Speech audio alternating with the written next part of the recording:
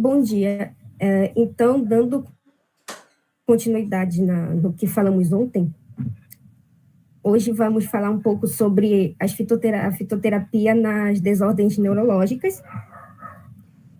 Em relação ao representante desse grupo, tem a Bacopa Monnieri, também conhecida como Bacopa.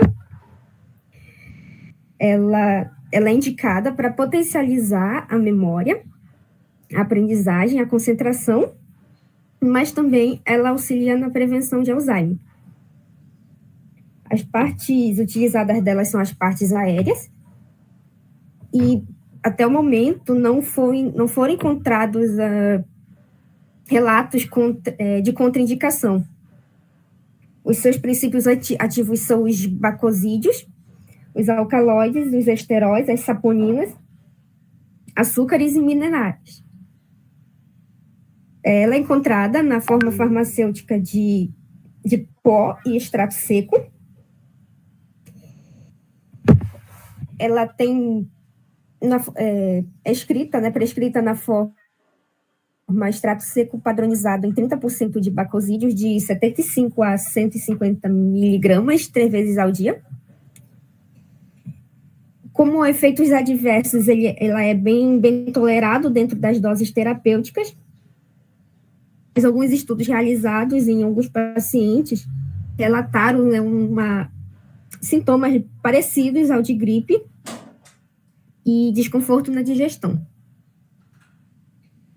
Em relação às interações medicamentosas, apresentou leve sedação e, por isso, tem que ter aconselha-se atenção na combinação com outros sedativos. Essa planta, ela é capaz de estimular a atividade de T4 em altas doses em modelos animais, o que justificaria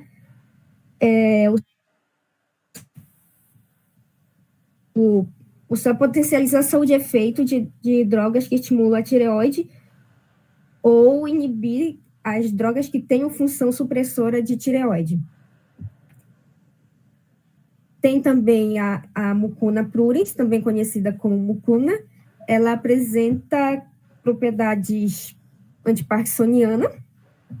Sua parte utilizada é a semente. Ela não é recomendada para gestantes e lactantes, e ela não tem ainda relatos sobre toxicidade aguda. Ela é prescrita na forma de extrato seco, 20% de levodopa, 30 gramas ao dia. Encontrada nas formas farmacêuticas de cápsula, pó ou suplemento alimentar. Os seus princípios ativos, além de ser a levodopa, são alcaloides e lecina, além de ácidos fenólicos e graxos e óleos. Uma das precauções são que pacientes com hipoglicemia, eles devem utilizar sob a supervisão médica, porque essa planta, ela possui a capacidade de reduzir o açúcar no sangue. E em relação às interações medicamentosas, ainda não foi encontrado documentos até o momento.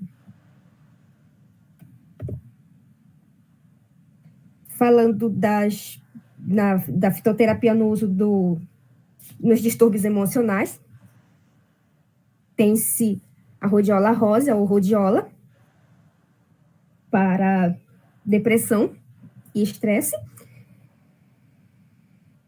Ela é contraindicada para indivíduos que têm o transtorno bipolar, e além de crianças e gestantes. A sua parte utilizada é a raiz. Como princípios ativos, ela tem o próprio extrato seco padronizado em 3% de salidroide e em 1% de rosavina, que é recomendado de 200 a 600 miligramas.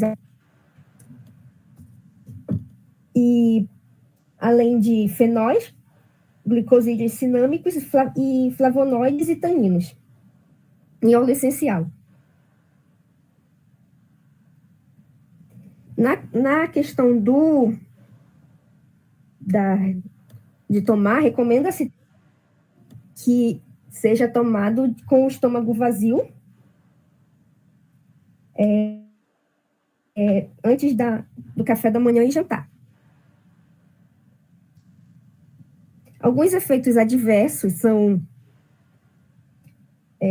foram relatados em estudo de segurança clínica, como a salivação excessiva, a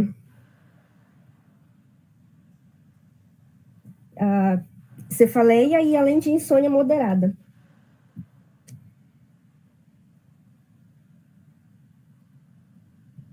E também alguns efeitos adversos podem ocorrer em pacientes ansiosos, resultando em sintomas de irritação e agitação.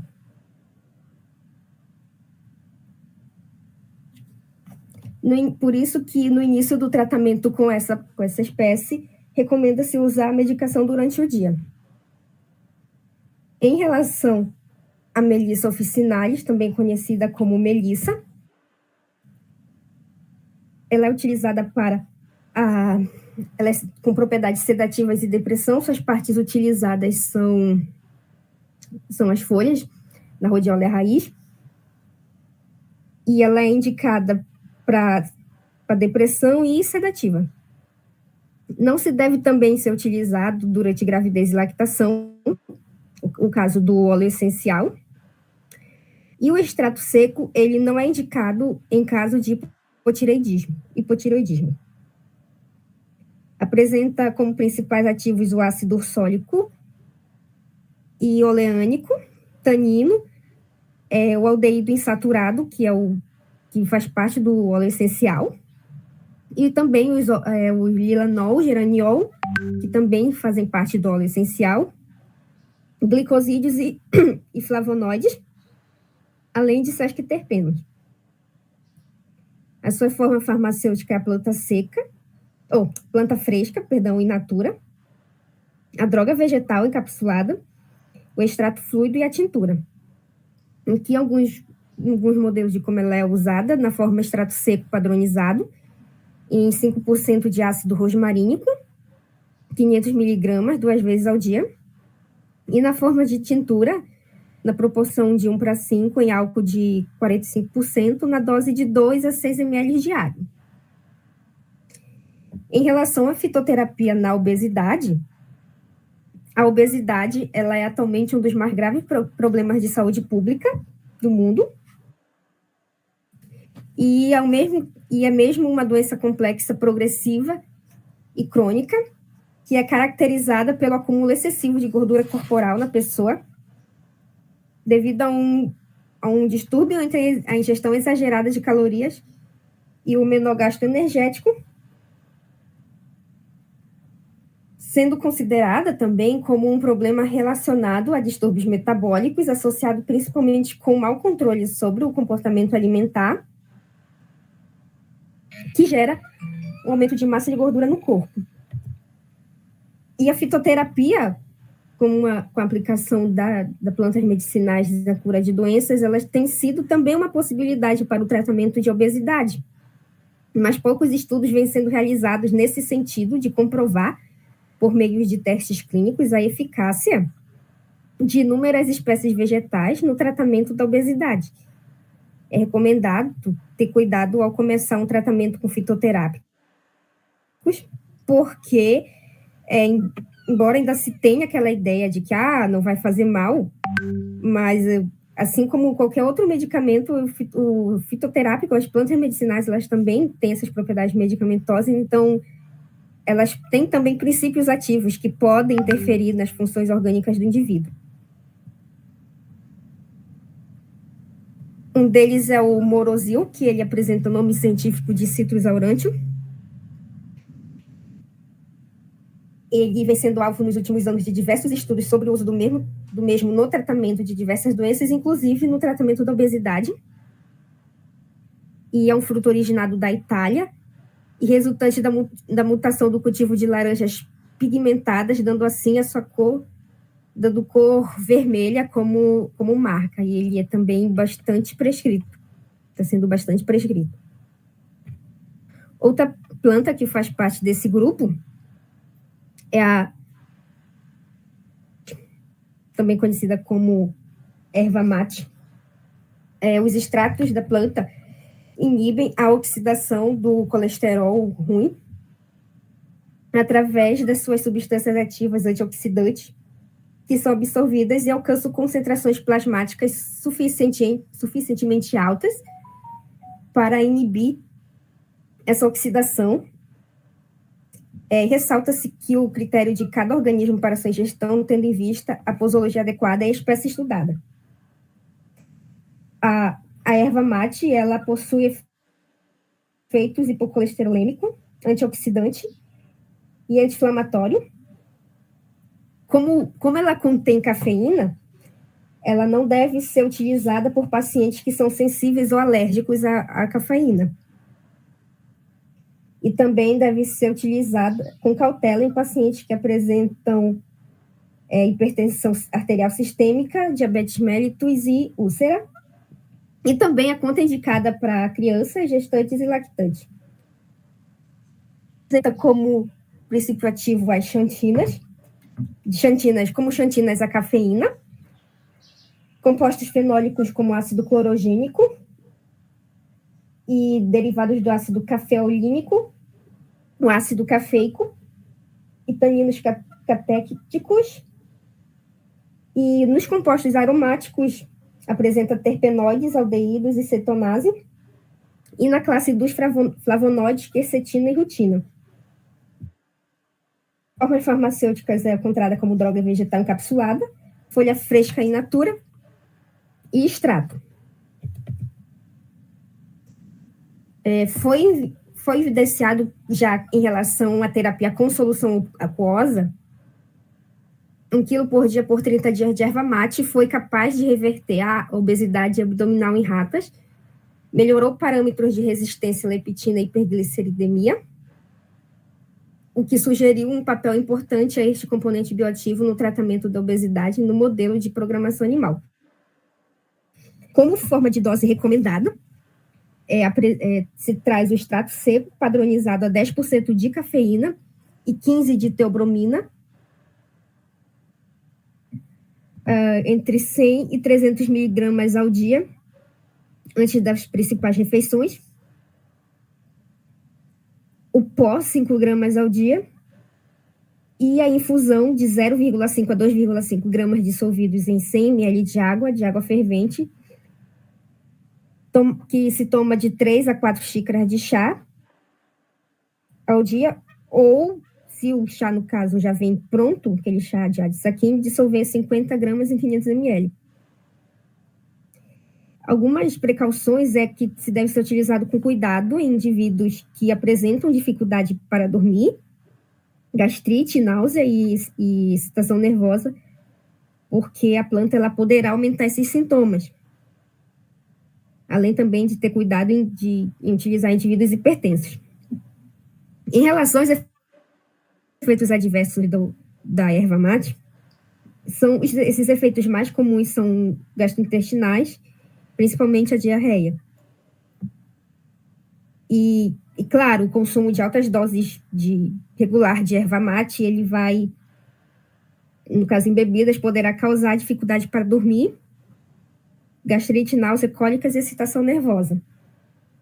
Em relação a interações medicamentosas, não se deve associar com outras drogas que apresentam as bases de metilxantinas, como o café, a nordicola, o guaraná, que também apresenta cafeína, nem com antihipertensivos e nem analgésicos. Falando um pouco da fitoterapia no esporte, as plantas medicinais, elas também têm um papel muito importante para os atletas. E esse papel, o que é menor deles, é muito questionável, porque a maioria das plantas que tem esta promessa, por exemplo, o tribulus terrestre, eles não conseguem comprovação científica do resultado.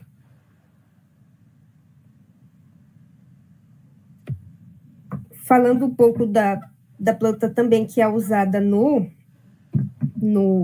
esporte, nativa da região amazônica e herança dos índios brasileiros, conhecida mundialmente por suas propriedades medicinais, o guaraná, de nome científico Paulínia cupana, tem sua principal qualidade seu elevado teor de cafeína, inclusive muito superior encontrado no próprio café, popularizando como efeito um potente estimulante natural no sistema nervoso central. Entretanto, além do combate à fadiga, estão as suas múltiplas funções, como a ação antimicrobiana, antioxidante, anticarcinogênica, hepatoprotetor e emagrecedor. Existem algumas evidências devidamente fundamentadas sobre o efeito dos consumos do guaraná na literatura. Uma pesquisa realizada em 2016, esses pesquisadores eles sintetizaram a eficácia como múltiplas atividades, dentre as quais estão as energéticas, antiplaquetárias, antioxidantes. Aqui uma figura de como são os frutos do guaraná. E genoprotetoras, antimicrobianas, antidepressivas, efeitos benéficos nas funções cognitivas e na memória. A parte utilizada, como vista aqui anteriormente, são as sementes. E ela tem essa função de estimular o sistema nervoso central e o sistema cardiovascular e tratar os estresses físicos e mentais, além de funções antidepressivas e antioxidantes. É contraindicada para pacientes que sofrem doenças autoimunes, como a artrite reumatoide, o lúpus e a esclerose múltipla, e também para esses pacientes evitar esse uso. Como princípios ativos, ela apresenta as metilxantinas, saponinas e taninos, sendo que a cafeína, que faz parte do xantinas, ela é o ingrediente mais ativo do guaraná e é, em grande parte, responsável por sua atividade estimulante. Muitas vezes a gente pensa, eu acho que vocês também são assim, que o café, ele tem mais cafeína. O café, ele é mais conhecido justamente por causa da cafeína. A cafeína é mais conhecida por causa dele. Muitas vezes a gente usa muito café para não dormir, para ficar acordado por mais tempo, e até tem uma certa briga, né? Muitas vezes a gente conversa, assim, as pessoas, não toma muito café porque faz mal, por causa da cafeína, tarará. Mas não se sabia ainda que o guaraná, ele tem mais cafeína, inclusive, que o café. Então, é por isso que ele tem ele é bastante usado na questão do esporte.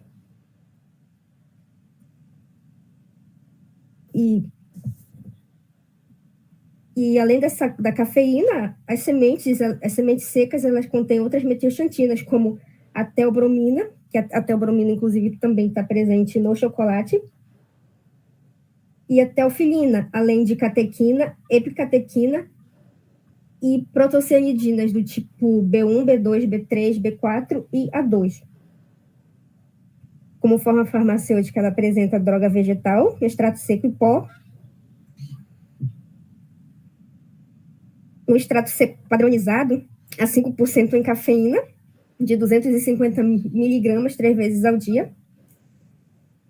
No pó, de 0,5 a 2 gramas ao dia, utilizado puro ou diluído em água. E na droga vegetal, de forma encapsulada, 250 miligramas ao dia, 250 miligramas de 1 a 4 vezes ao dia.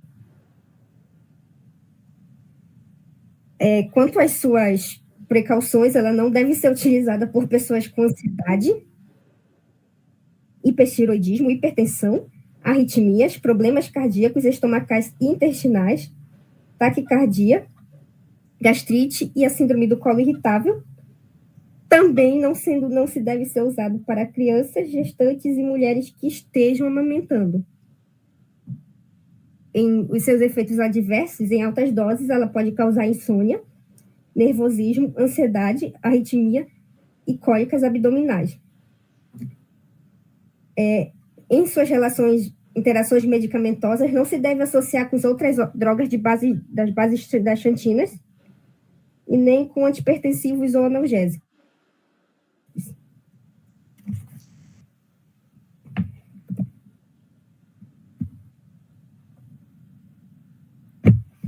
Na fitoterapia na nutrição estética, nós temos a Polypodium leucotomus, que é uma samambaia que cresce em selvas e bosques tropicais, pertencente à família Polypodiaceae, e ela também possui outros nomes científicos, como a Polypodium cambrico, Polypodium decumano e Polypodium vulgare. De forma popular, a Polypodium leucotomus ela é conhecida como caláguala, que significa adorno juvenil, por causa do seu provável uso pelos jovens indígenas quando iam participar de cerimônias. Suas partes utilizadas são as folhas, que são compostas de fitoesteróis, saponinas e flavonoides, os polifenóis. Atualmente, o extrato de Polypodium leucotomus é usado como fotoprotetor oral, protetor solar, para pele em cápsulas, para o tratamento de manchas na pele, como melasma e vitiligo, e tem alguns lugares, inclusive, que se pode comprar na internet. Ela não tem estudos realizados em relação à sua segurança na gravidez e lactação. Ela também apresenta fitoesteróis. Sua forma farmacêutica é extrato seco em cápsulas. E nas doses recomendadas é extrato seco de 20:1, como fotoproteção de 300 miligramas ao dia.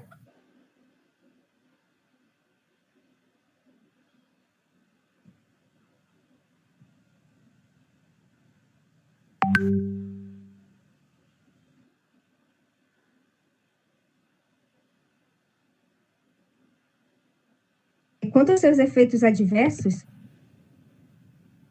ela é geralmente bem tolerada, mas ela pode induzir a hiperglicemia em pacientes diabéticos e úlcera gastroduodenal. E as suas interações medicamentosas, a composição do rizoma, ele pode interferir com o emprego simultâneo do uso de heterosídeos cardiotônicos. A Polypodium leucotomus também ela é usada na forma de extrato seco, possui benefícios como fotoprotetor, cicatrizante, antioxidante, anti-inflamatório, imunomodulador. E aqui é uma das representações de como ela vem representada. Sua função principal é para a pele, protegendo de danos de raios solares, como foi falado anteriormente, mas ela também é usada para vitiligo, melasma e outras manchas na pele. Ela também é utilizada na prevenção de câncer de pele, na prevenção de queimaduras de sol, de eritremas, podendo ser usado também junto com protetores solares, na prevenção do fotoenvelhecimento precoce, envelhecimento da pele, que é o envelhecimento da pele causado pela exposição do sol. Por que isso ocorre? Isso ocorre pela sua capacidade de preservar os fibroblastos, que são responsáveis por produzirem colágeno e elastina, e inibir a liberação da enzima metaproteinase, que quebra as fibras de colágeno e elastina.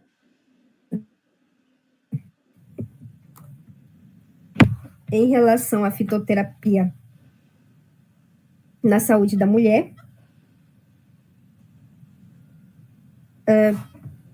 foi visto a Vitex casto, que é muito utilizada no tratamento dos desequilíbrios hormonais femininos.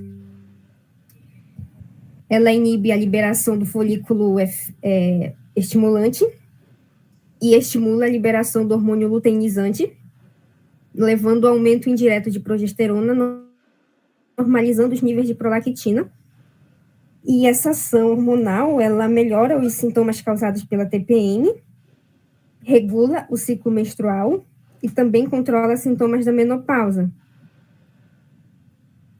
Ela é indicada no ciclo menstrual irregular, na dor, na sensibilidade mamária, no humor deprimidor, no mau humor, na cabeça, na irritabilidade, em ondas de calor, ansiedade e insônia. Ela é contraindicada em caso de gravidez e possível efeito hormonal pelo leite materno. Apresenta como princípios ativos a vitexina, a carticina, o agnosídeo, alcaloides de terpenoides, e o fruto, ele contém flavonoides, terpenoides e compostos fenólicos. A forma farmacêutica dela é pó e extrato seco. A sua dose recomendada é o extrato seco padronizado a 0,5 de agnosídeos, de 20 a 80 miligramas ao dia. Em relação aos seus efeitos adversos, a planta ela mostrou ser eficaz, segura e bem tolerada, mas há relatos de uma ligeira indisposição gástrica, dor de cabeça, cansaço e boca seca. Em relação às suas interações medicamentosas, ela não deve ser associada à terapia de reposição hormonal e recomenda-se também não associar com agonistas ou antagonistas de dopamina. Em relação à isoflavona, ela consiste em um conjunto de substâncias naturais retiradas da soja. As maiores são a genisteína, daisideína, daidesina e glisteína, as quais são considerados fitoestrógenos, tendo uma atividade semelhante aos hormônios femininos. Elas se convertem a uma forma mais fraca do estrógeno. O nome científico da soja é Glycine maxi, partes utilizadas semente. Ele é indicado como coadjuvante no alívio de sintomas de climatério e sudorose. É contraindicado para menores de 12 anos e pacientes alérgicos. Também é um fitoterápico que não se deve ser utilizado por mulheres grávidas e amamentação sem a orientação de um profissional. Ela tem como princípios ativos as antocianinas, as isoflavonas, o tocoferolina, como formas farmacêuticas, são cápsulas contendo extrato seco padronizado, e doses recomendadas o extrato de 2 a 360 miligramas ao dia. As precauções é que ainda não há estudos disponíveis sobre a teratogenicidade de preparações com alta concentração de isoflavona, assim também como não há evidências científicas disponíveis sobre a segurança do seu uso durante a gestação e lactação, fazendo com que o seu emprego deva ser evitado nessas condições. Alguns efeitos adversos são distúrbios gastrointestinais leves, picância e náusea. E nas doses diárias recomendadas, elas não foram relatadas reações adversas graves. Em relação a interações medicamentosas, se deve evitar a associação desse fitoterápico com contraceptivos, outros medicamentos que possuem essa ação estrogênica.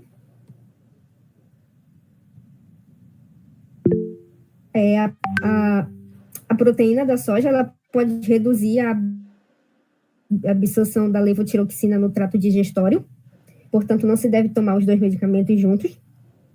Nesse caso, se a pessoa faz o tratamento dos dois, ela deve aguardar entre 2 horas entre uma tomada e a outra tomada. As isoflavonas, genisteína e daidzeína podem bloquear a tireoide peroxidase e inibir a síntese da tiroxina. E pode ocorrer o hipotireoidismo durante tratamentos prolongados.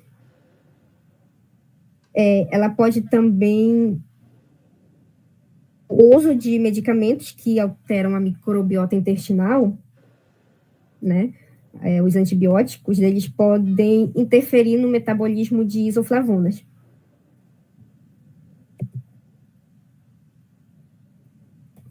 E as propriedades estrógenas, elas também ajudam a reduzir outro problema causado pela deficiência hormonal, a osteoporose. Por também ser rica em saponinas, as isoflavonas são substâncias imunoestimulantes e é também uma excelente fonte de ácido fítico, do qual se acredita que ela, com os ácidos férricos em excesso no organismo, e previne a formação de radicais livres. Nesse uso também a gente pode citar o ginseng, que é chamado de Panax ginseng. Sua parte utilizada é a raiz, caule e folha. Ele é indicado como estimulante e relaxante do sistema nervoso central, tônico cardíaco e baixo nível de glicose no sangue. Ele é contraindicado para gestantes e lactantes. O seu uso pode induzir a hipoglicemia, então se deve ter cuidado se o paciente utiliza hipoglicemia antioral. Seus princípios ativos é o centro de ginsenosídeos. Ele possui saposídeos triterpênicos, óleos essenciais, ginsenosídeos, limoneno, terpineol, citosterol, citral e álcool de policetileno, vitamina B e C, ácido cítrico, aminoácidos, tirosina, lisina, arginina, mucilagem, fitoesteróis, fitoestrógenos e sais minerais. Suas formas farmacêuticas são decocção, extrato seco, pó e tintura. A gente usa extrato seco padronizado a 4% de ginsenosídeos, de 200 a 500 miligramas ao dia, em pó, de 1 a 4 gramas diários e em cápsulas. Em relação às precauções com ginseng, se deve utilizar por, no máximo, 3 meses.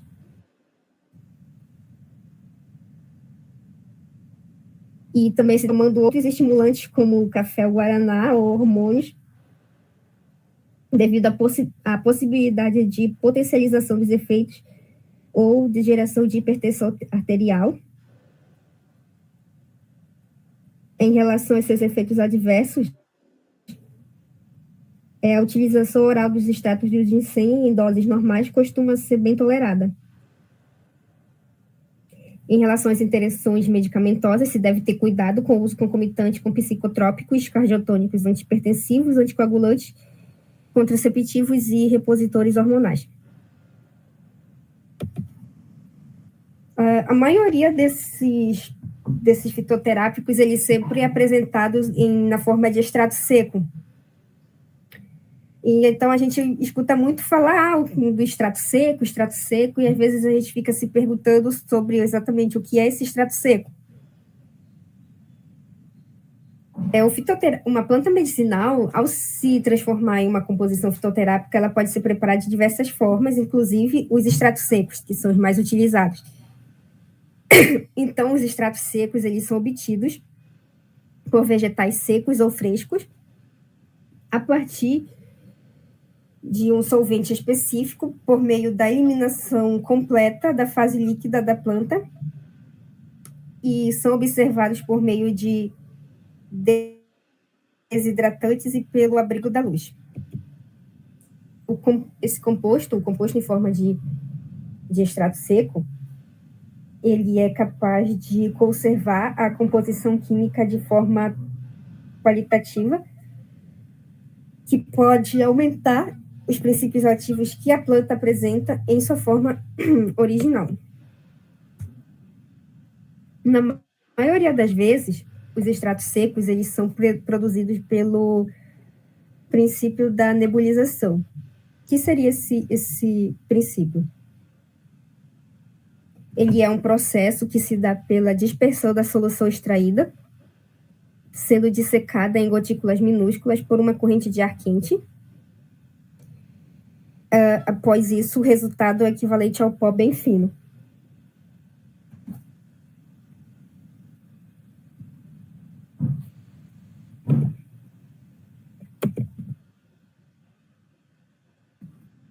Falando um pouco ainda dos fitoterápicos na saúde da mulher, a gente tem os fitoterápicos na disfunção sexual, como a maca peruana, de nome científico Lipidium meyeni, que ela é utilizada como... A parte utilizada é a raiz. Ela é energética, usada na fertilidade, na impotência sexual, e também na perda de memória. Ela também não é recomendada para gestantes e nem lactantes. Apresenta como princípios ativos a maca peruana os esteroides, os compostos fenólicos e flavonoides, taninos, saponinas e alcaloides. É usada de forma de pó, cápsula e em farinha. Algumas doses recomendadas são extrato seco padronizado, a 30% de saponinas, de 250 miligramas a 3 gramas diários. E o extrato seco, eles existem em preparações comerciais à base de extratos secos, como geralmente são de 500 miligramas, em forma de cápsulas e padronização de glicosinolados. Em relação aos cuidados, alguns recomendam não administrar a maca em pacientes hipertensos, ou seja, uma recomendação similar ao que ocorre na recomendação do Panax-Ginseng. Os efeitos adversos são o consumo da maca peruana, ele é geralmente bem tolerado, assim como seus extratos em cápsulas. Quando foi realizada uma revisão sistemática, foi observado que os efeitos adversos são inferiores a 1%. E esses efeitos estão relacionados à alteração do ciclo menstrual, cólicas intestinais, a gastrite severa, aumento de pressão arterial, as mudanças de humor, aumento da frequência cardíaca, insônia, a depressão e sintomas de síndrome pré-menstrual. Em relação às interações medicamentosas, não foi encontrado ainda dados na literatura. E ela também é empregada devido a seus efeitos afrodisíacos e a propriedade para aumento da fertilidade. Os mecanismos pelos quais o lepídio ele pode influenciar o sistema reprodutor, tanto masculino quanto feminino, ainda continuam a ser estudados, mas há a possibilidade de que o seu efeito estrogênico seja base beta-cilosterol. Sua parte utilizada é a raiz. Ela é utilizada principalmente para aumento do libido sexual, de forma energética, e também na impotência sexual. Ela é utilizada também para perda de memória. Ela atua na menopausa, além de síndrome e fadiga crônica. Ela também não é contraindicada para gestantes e lactantes. Seus princípios ativos são os esteroides, os compostos fenólicos, os flavonoides, os taninos, as saponinas e alcaloides, além de antocianidinas. Possui forma farmacêutica do pó, a cápsula e a farinha. Umas de suas doses recomendadas são o extrato seco padronizado a 30% de saponina, de 250 miligramas a 3 gramas diário, e extrato extratos secos que existem também preparações comerciais, que são a base de extrato seco, no caso, são 500 miligramas, em forma de cápsula, com padronização de glicosilados. Em relação às precauções da maca, não se deve administrar maca em pacientes hipertensos, e os seus efeitos adversos foram relatados, geralmente são bem tolerados, mas uma revisão sistemática, ela observou que os efeitos adversos eles são inferiores a 1%, e entre as que são citados a alteração do ciclo menstrual, as cólicas intestinais, a gastrite severa, o aumento da pressão arterial, mudança de humor, aumento de frequência cardíaca e sonho, depressão e ansiedade. Em relação às interações medicamentosas com a maca, não foram encontrados dados da literatura pesquisada. Algumas evidências científicas é que eles podem influenciar o sistema reprodutor masculino ou feminino, devido ao fato dela ter o fitoestrógeno beta-sitosterol. Tá. Como a gente falou muito sobre, e é também bastante encontrado formulações na forma de extrato seco, muitas vezes a gente fica se perguntando o que é o extrato seco. Vocês sabiam que uma planta medicinal, ao se transformar em uma composição fitoterápica, ela pode ser preparada de formas diferentes? Sim, uma delas são os extratos secos, que são obtidos por vegetais secos ou frescos, a partir de um solvente específico, por meio da eliminação completa da fase líquida da planta, e são conservados por meio de desidratantes e pelo abrigo da luz. Esse composto, ele é capaz de conservar a composição química de forma qualitativa, aumentando seus princípios ativos que a planta apresenta em sua forma original. Muitas vezes, esse extrato seco, ele é produzido pelo princípio da nebulização. É um processo que se dá pela dispersão da solução extraída, sendo dissecadas em gotículas minúsculas por uma corrente de ar quente. Após isso, o resultado é equivalente a um pó bem fino. Por ela ser esse tipo de extração, ele é bastante utilizado, e por isso que extrações dessa forma, elas são bem pequenas em relação à quantidade. Pensando nisso, de forma geral, é importante o profissional ele ter esse conhecimento para poder ele até combater algumas notícias relacionadas notícias falsas relacionadas à fitoterapia. Por exemplo, esse caso que deu nesse site foi porque uma blogueira ela estava indicando a berberina como uma alternativa natural ao Ozempic. Então, como muitas pessoas seguiam essa blogueira numa determinada rede social, muitas pessoas começaram a usar a berberina como uma alternativa natural, sendo necessário, então, pessoas especialistas da área poderem ir até revistas, dar entrevistas e falar que a berberina, que é apontada como uma alternativa natural ao Ozempic, ela não tem eficácia comprovada e nem registro na Anvisa. A berberina, ela é encontrada em arbusto da espécie berberis, que são plantas encontradas em diversos países, como Europa, Ásia e América do Norte. E a berberina, ela é um produto isolado de plantas dessa espécie.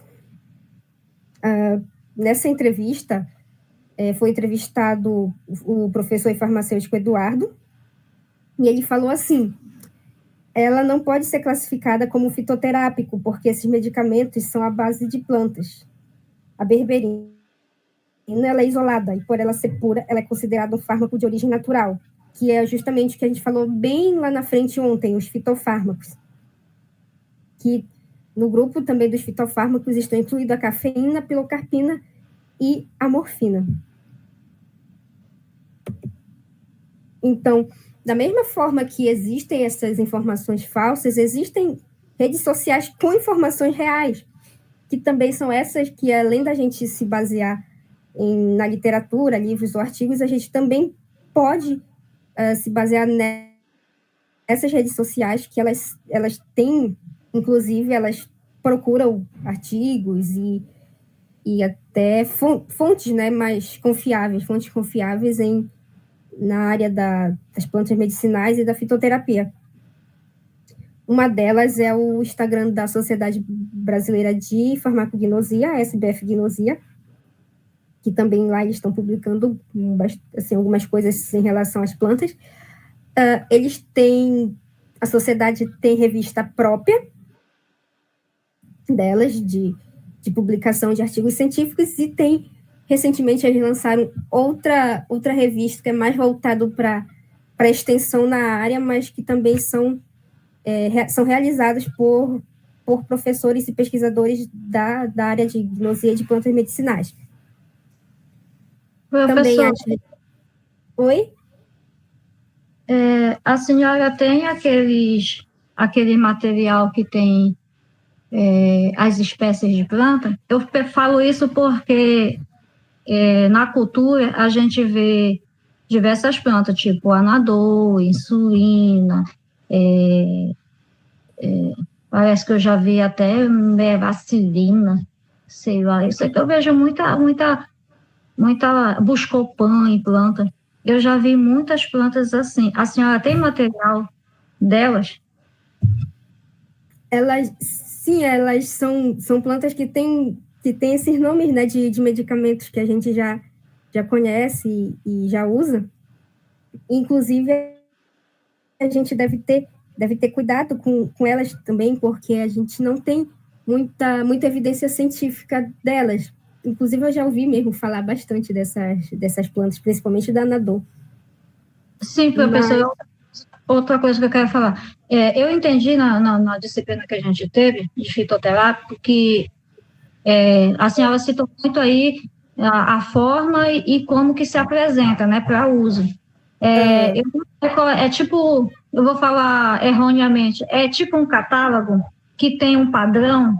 A senhora tem esse material? Por exemplo, para tal princípio ativo que a senhora citou aí, vamos supor, o Guaraná, aqueles outros lá. Aí diz como é que se faz e as miligramas. A senhora tem o material?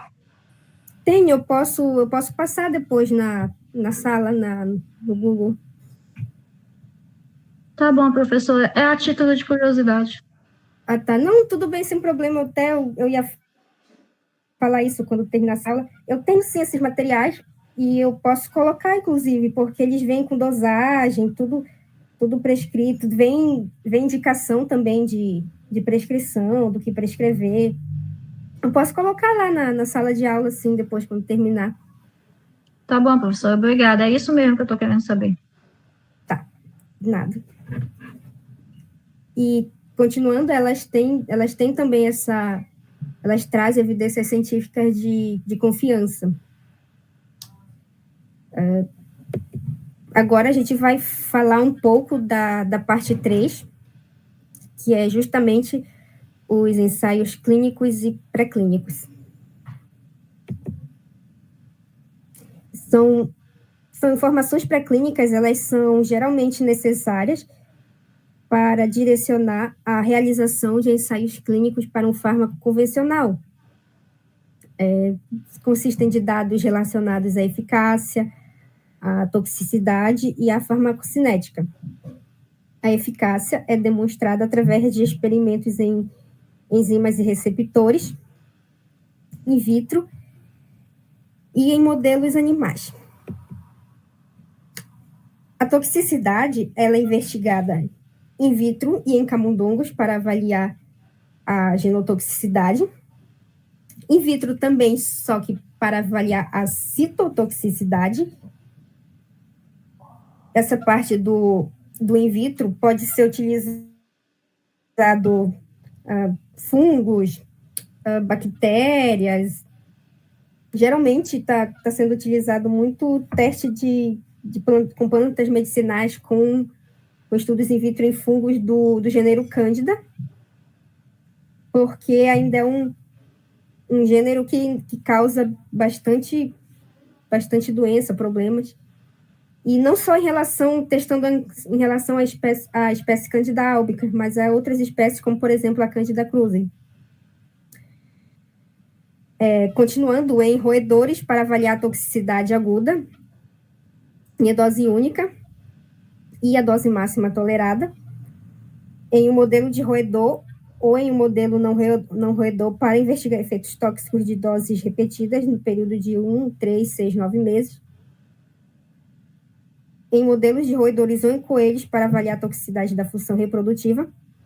Só que agora, ultimamente, a gente não se usam mais assim, testes em vivo em coelho, mas mais em roedores, inclusive não tem outros modelos de testes em vivo, geralmente com a mosca Drosophila melanogaster e o peixe zebra, porque geralmente em relação ao peixe zebra, ele apresenta um organismo também semelhante ao nosso humano. E em rato também para avaliar a carcinogenicidade.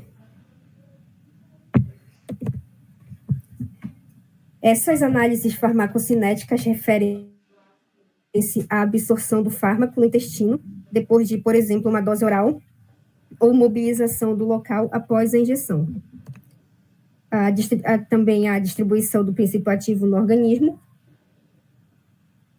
a taxa do metabolismo da droga no envolvimento enzimático metabólico e na natureza dos metabólicos produzidos. É recomendável a realização de uma pesquisa bibliográfica bastante extensa sobre todas as evidências de eficácia divulgadas na literatura. Aqui, alguns exemplos de fontes bibliográficas são periódicos científicos e médicos, a própria farmacopeia e os artigos sobre remédios tradicionais. Se houver lacunas óbvias nessa informação, ou houver alguma insuficiência de dados, será necessário realizar novos experimentos em relação à eficácia.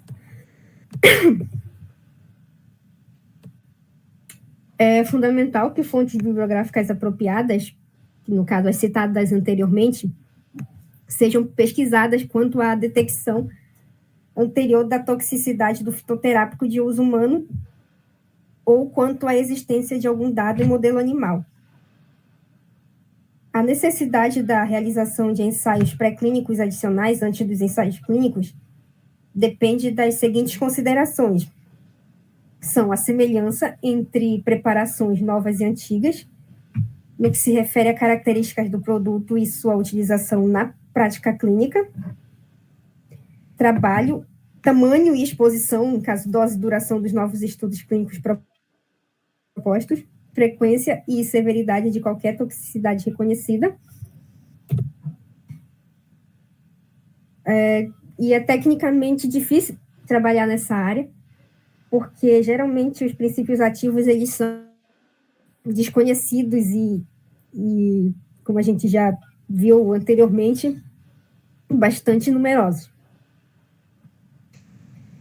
O regime de dose necessário para os estudos clínicos pode ser deduzido a partir da metodologia tradicional, que é, inclusive, melhor do que a testada em animais.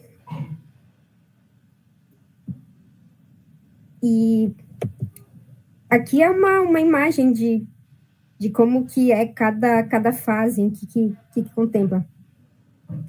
Na fase 1, são estudados em voluntários sadios e estáveis. Essa fase, ela pega a tolerabilidade de segurança e vai até a tolerabilidade de segurança, ela pega da fase 1 até a fase 4. A farmacocinética entra na fase 2 e vai na 3. E a eficácia entra na fase 2 e vai até a fase 4. A fase 2, ela é testada na população-alvo, específico que o pesquisador quer tratar com aquele fitoterápico determinada doença. Já a fase 3, ela é feita em estudos randomizados multicêntricos, são separados. E na fase 4, se vai para novas indicações, se vai para farmacovigilância e vai em estudos de vida real, os casos clínicos.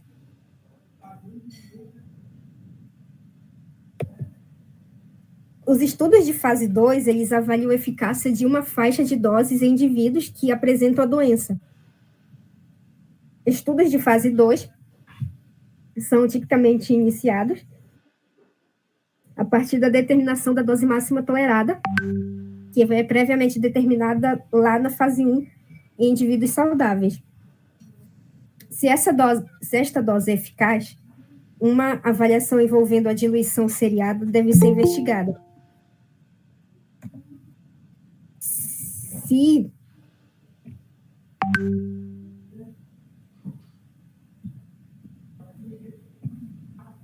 Se a dose avaliada da fase 1 é ineficaz, é possível que as doses mais elevadas elas demonstrem alguma eficácia e baixa tolerância. E sendo assim, os estudos envolvendo aumento de doses também devem ser conduzidos. Já os estudos de fase 3 são experimentos expandidos de segurança e eficácia. São realizados após a constatação de evidências preliminares, sugerindo que existe eficácia para essa intervenção. O objetivo é obter informações adicionais sobre eficácia e segurança que são necessárias para uma ampla avaliação da relação risco-benefício na intervenção e fornecem uma base adequada para uso clínico geral. A gente se deve ter um cuidado especial ao iniciar estudos com fase 3 de forma prematura. Não se deve ser iniciado de forma prematura os estudos da fase 3, mas somente após a disponibilização de resultados sobre a variação de doses obtidas lá nos estudos da fase 2. A finalidade de uma pesquisa clínica é de avaliar a determinada intervenção ou condição específica. Assim, os dados positivos ou negativos podem conduzir a recomendação ou não da utilização do tratamento avaliado. O uso de uma subdose que seja segura, mas ineficaz, ela não atende às necessidades da comunidade. Porque não adianta muito ter a segurança se você não vai ter o principal, que é eficaz. Algumas considerações éticas nos ensaios clínicos com fitoterápicos. Se tem que ter o consentimento livre e esclarecido dos participantes que vão participar da pesquisa. A seleção dos sujeitos deve ser equitativa, os riscos e os benefícios devem ser ponderados e claramente favoráveis aos potenciais participantes, e o projeto experimental deve ser elaborado dentro do rigor específico. Esse consentimento livre e esclarecido, o pesquisador ele faz e comunica aos participantes o que vai acontecer durante esse processo de pesquisa. Tem que ficar muito, muito claro para as pessoas que vão participar da pesquisa. As preocupações que se aplicam particularmente às experimentações clínicas com fitoterápicos, eles incluem a adulteração do produto. Será que está documentada mesmo isso daí? Interações entre os fitoterápicos e outros medicamentos e produtos, que são geralmente que são raramente compreendidos. As informações sobre a toxicidade ocasionada a órgãos e ao aparelho reprodutor, que podem ser em pequena quantidade ou pouco consistentes, e resultados iniciais sobre a definição de dose podem estar incompletos. Geralmente, alguns estudos deles feitos assim com fitoterapia para se transformar em um fitoterápico, eles apresentam resultados iniciais muito, muito incompletos em relação à dose. Por isso que se tem várias espécies de plantas, principalmente plantas brasileiras, mas que nenhuma ainda foi para a fase final de fitoterapia. O que a gente tem uma, na verdade, que é a Cordia verbenácea, que é do Acheflan, que é um fitoterápico que compreendeu todas as fases, uma planta, ela compreendeu todas as fases, desde da coleta até a fase final dos estudos de fase clínica. Então, ela é um dos casos que a gente tem de plantas brasileiras que foram estudadas até o final e que deram certo de fato. Algumas, elas não vão até o final justamente por causa da questão de definição de dose. Quando possível, a comunidade com a qual esse medicamento ele se originou deve ser consultada durante a condução da pesquisa, e os resultados e benefícios que tiveram provenientes desses estudos, eles devem ser compartilhados com a comunidade. Hoje já se tem o Sistema Nacional de Gestão do Patrimônio Genético e do Conhecimento Tradicional Associado, SIGEM, que é um site onde se colocam todas as plantas que os pesquisadores das universidades e instituições de pesquisa em geral estudam. Lá eles cadastram essas plantas justamente para se ter esse controle quando o SIGEM precisar, ou até mesmo para artigo publicado, se pode ir lá e pegar o número do protocolo para poder publicar e ter esse retorno à comunidade.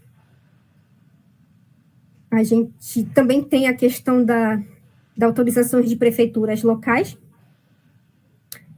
Eu trabalhei com uma planta assim, a gente tem ela cadastrada no SIGEM e também na prefeitura de um parque estadual, porque essas pesquisas, elas precisam voltar para a comunidade. Elas podem voltar sob a forma de pequenos panfletos, ou até mesmo algumas mini palestras. Elas têm que, de fato, ter uma volta para essa comunidade.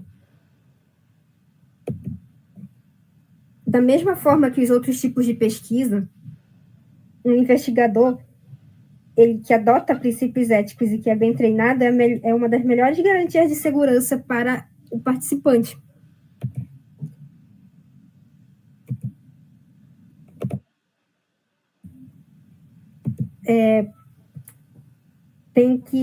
Geralmente, se o estudo for realizado em hospitais, o médico daquela área, ele também pode ser chamado, porque ele tem o conhecimento clínico a respeito daquela doença. Os comitês de ética em pesquisa, eles devem ter a mesma atitude vigilante nos estudos desenvolvidos com fitoterápicos, como eles fazem nos protocolos de tratamento convencionais. Aqui foram um referencial. Professora. Oi? E aí, professora? Não querendo cortar, assim, antes de acabar a aula, a questão do fitoterápico que a senhora falou, é uma dúvida minha, assim, questão da aguardente, da pílula contra, da pílula da vida, aqui da saúde da mulher, né, que às vezes vendem em feirinhas, né, até mesmo em farmácias, essa questão, né, que às vezes, como a senhora falou, que as plantas não podem ser utilizadas, né, por lactantes ou grávidas, no caso, né, devido ao seu fator abortivo, né? Como é que fica essa situação? Que até erva de tererê, né, é proibido, né, para gestante.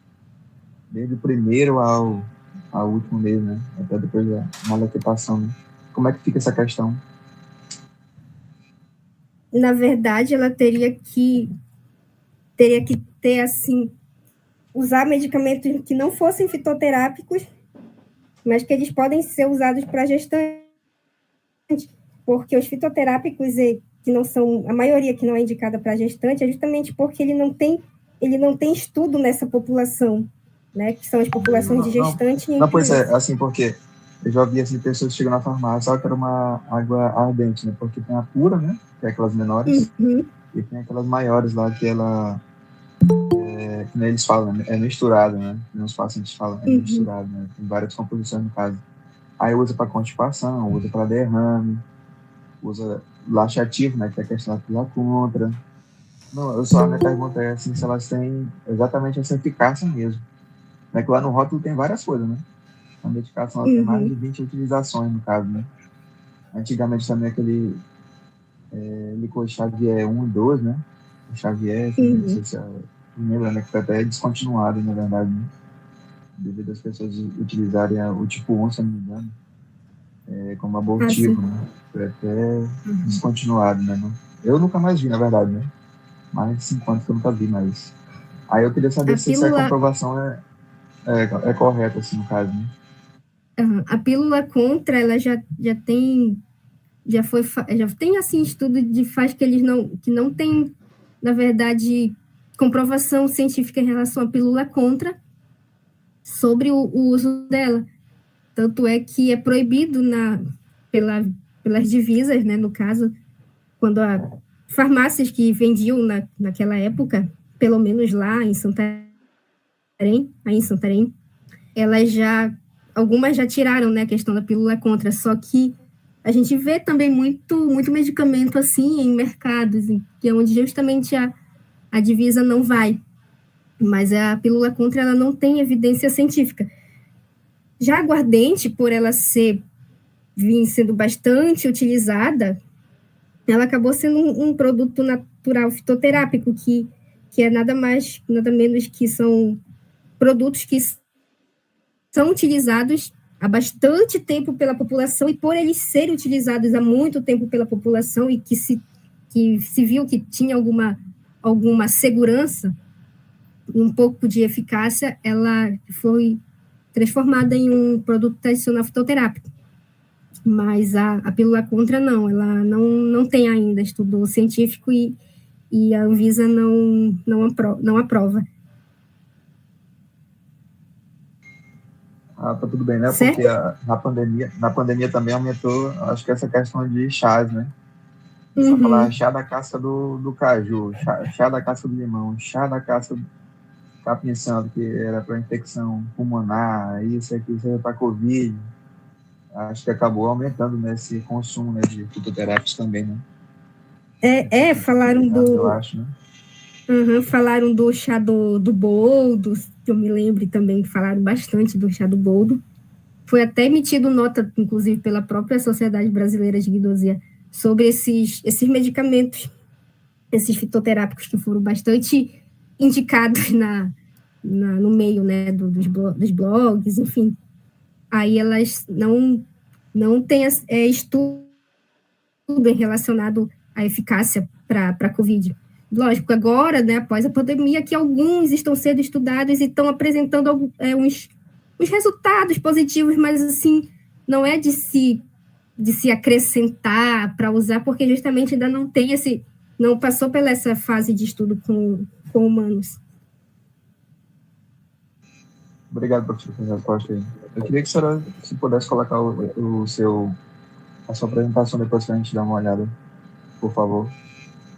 Sim, eu vou colocar, além de colocar os materiais que eu usei,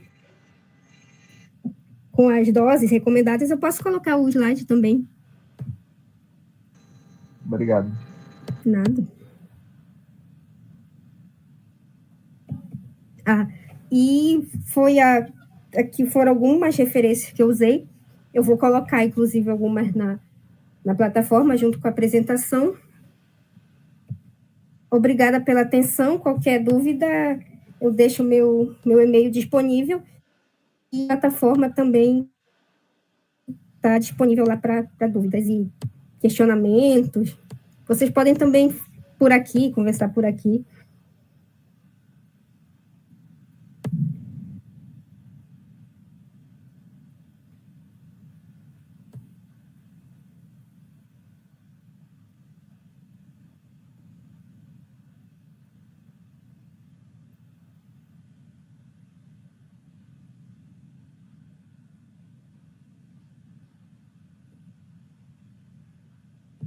Alguma dúvida ainda?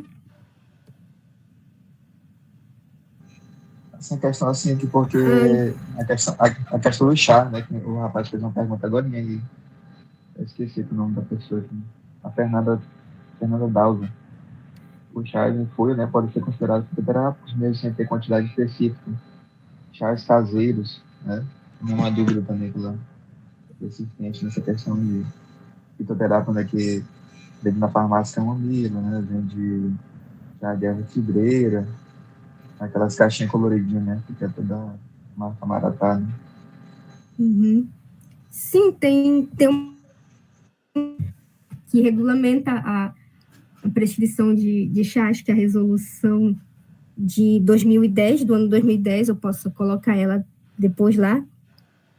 À tarde não vai ter aula, eu tinha previsto que tivesse, né, mas não vai ter aula, já respondendo a pergunta aqui. E sim, tem a resolução certinha da Anvisa que o uso dos chás na prescrição. Ela é do ano 2010 e ela vem falando justamente sobre isso, quais são nas doses recomendadas de chá, na forma de infusão ou decocção, que é o que a gente usa, né, que é a famosa, vou ferver o chá, essas coisas assim. Aí ela tem alguns chás, eles podem ser prescritos, alguns fitoterápicos, algumas plantas medicinais podem ser prescritas sobre a forma de chá, justamente por causa dessa resolução.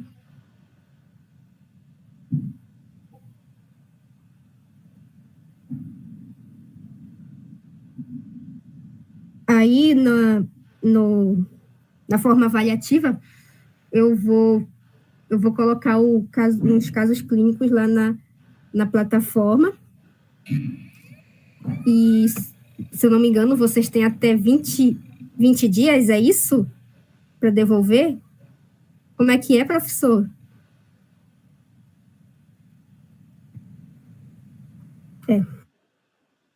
É isso, peraí.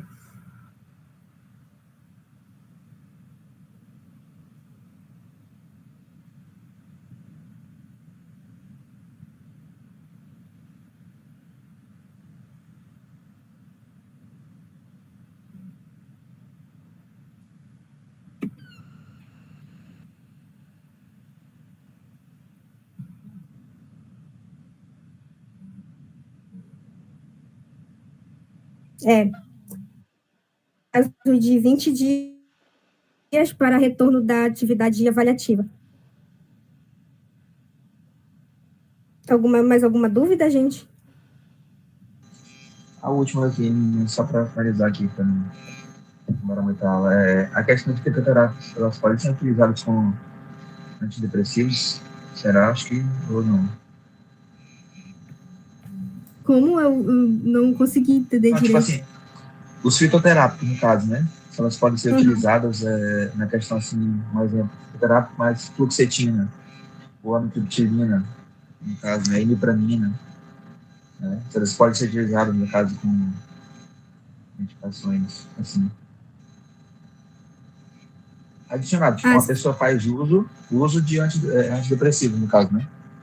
Se, vamos supor, passa, né? Junção, no caso, se vai ter interação, se vai ter potencialização, né? Dependendo da planta a ser utilizada, no caso, ou em cápsula ou em pó.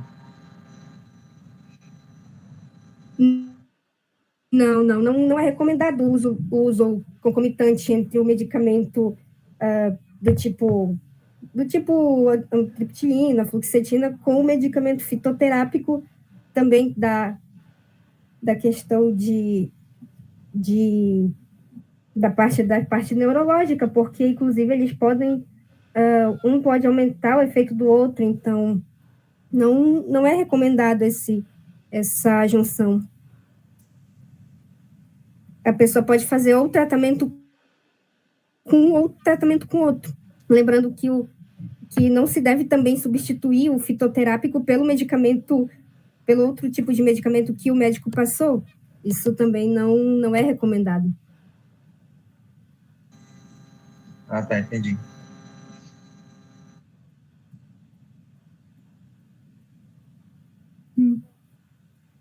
Como assim, Fernanda, no caso de associação com medicamento?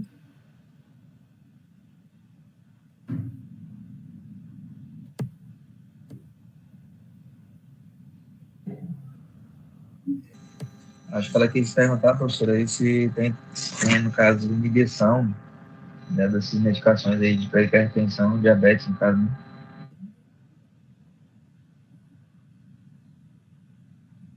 Pessoa hipertensa que toma chá para baixar ainda mais. Não é recomendado a questão de fazer essa associação do chá para hipertensão com o fitoterápico para hipertensão, ou chá com medicamento. É sempre assim, não muito recomendado a questão do chás com outros tipos de medicamento, até mesmo com a fitoterapia. Até porque, muitas vezes, o chá, as pessoas usam o chá para alimento, né? Então, tem que ter ainda um cuidado. A gente sempre não aconselha fazer essas associações de chá, por exemplo, chá para baixar a hipertensão com medicamento que baixa a hipertensão, no caso. Professora. Oi. Existe também, a gente sabe que tem o chá que tem esse poder para baixar a pressão, alguns até pode elevar. Eu não sei se ela quis falar para associar, ou pessoas também, pode acontecer dela ser hipertensa, tomar o medicamento dela lá, sintético ou fitoterápico, e fazer uso de chás e ele baixar, e ela muitas das vezes nem saber, porque tem alguns chás, a minha pressão é um pouco baixa, então eu já sou um pouco vigilante em termos de chá. Por exemplo, para mim, suco de maracujá forte, para mim já é um sossega-leão. Uma dose de paracetamol de 750 miligramas, para mim, sabe? Então, tem coisas assim que muitas das vezes o paciente não sabe. Sim, ela respondeu aqui. Eu entendo que o chá é a excreção do fármaco. Sim, é isso mesmo.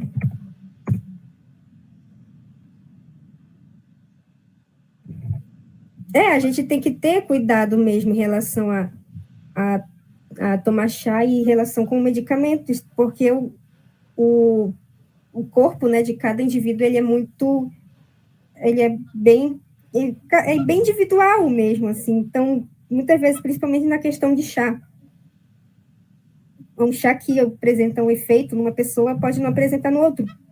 Por exemplo, para mim, o café, ele é normal. Muita gente toma o café e não consegue dormir, relata que não consegue dormir de noite.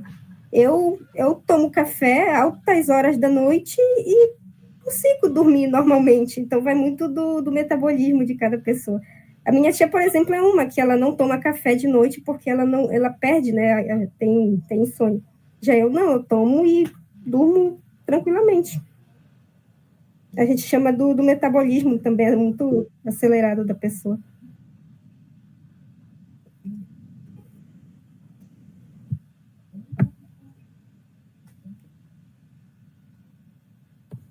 Sim, idosos, eles gostam muito, né, de associar chá com medicamento. Eu tenho um livro que a minha orientadora, ela escreveu, que é justamente voltada para a orientação para pessoas idosas. O lançamento desse livro foi em uma casa, né, de apoio aos idosos, e ela me convidou para para ir lá, né, ver ela e tal. Aí eu acabei indo e vi que realmente tinha muitos idosos. Eles acabam, como eles têm muito acesso ao chá, fazem muito uso do chá, eles acabam se interessando por isso. Então, é importante também orientar essa população, a população idosa, que é justamente a população mais antiga, a população que sempre acreditou que fitoterápicos, que as plantas medicinais nunca fizeram mal, que a gente sabe hoje que tem plantas medicinais que, dependendo de várias doses, elas podem ser tóxicas, elas apresentam toxicidade. Então, é importante também sempre a gente orientar, principalmente os idosos. Eu posso pôr esse livro também na plataforma.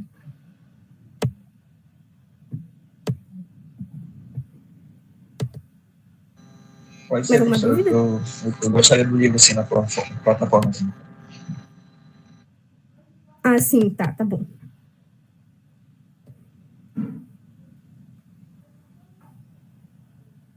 As minhas perguntas foram respondidas. Obrigado. Nada. Mais alguma dúvida, gente? Tudo certo?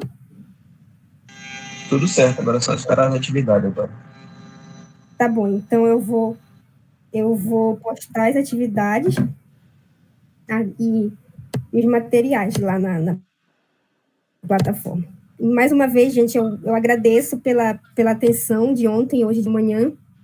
Espero que vocês tenham gostado e que eu tenha conseguido passar um pouco do que eu entendo, né, da área para vocês. Tchau, bom final de semana.